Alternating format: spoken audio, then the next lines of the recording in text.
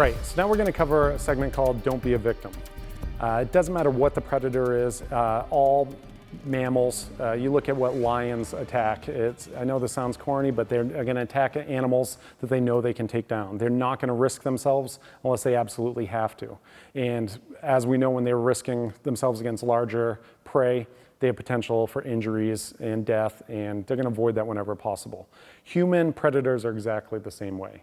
They need you to comply. They need you to do the things that they want you to do. They need you to be a victim in order for them to do the horrible things that they want to do.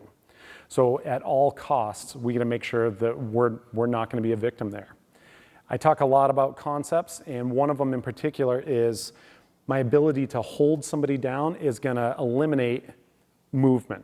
So if I were to hold Seema in a bear hug, so I come up from behind and grab her here, I can't do much else right now because I can't allow her to move. As she's fighting to get away, I have to fight to hang on to her tighter.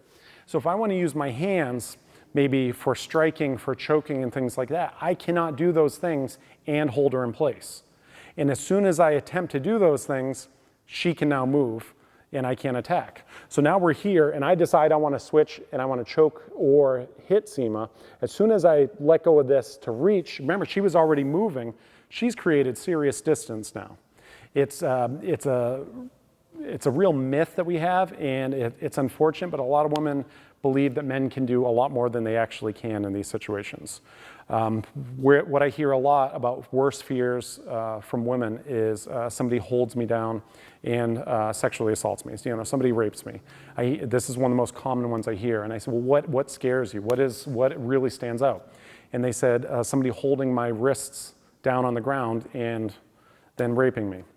And I'm not trying to be provocative when I say this, but it's a huge light bulb goes off when I teach these courses, and it's kind of life-changing for a lot of these women.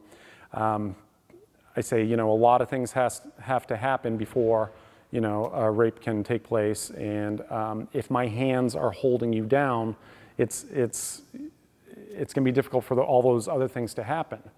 And then there's just a look of confusion usually. They say, but you're big.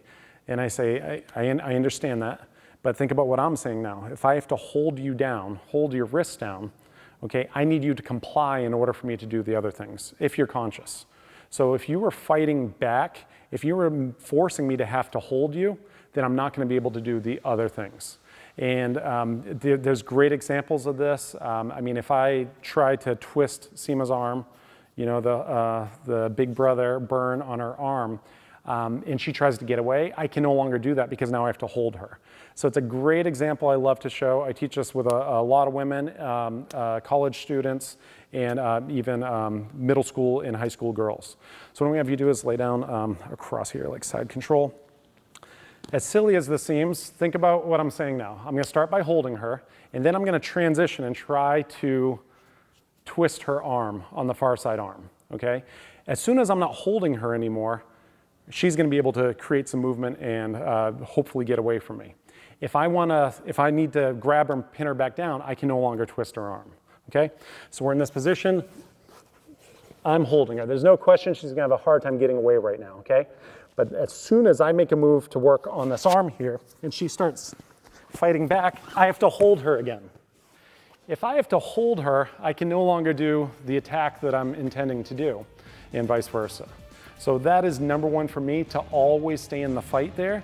Don't be a victim, don't comply. I need her to comply and sit still in order for me to do that, and she's not going to allow that to happen.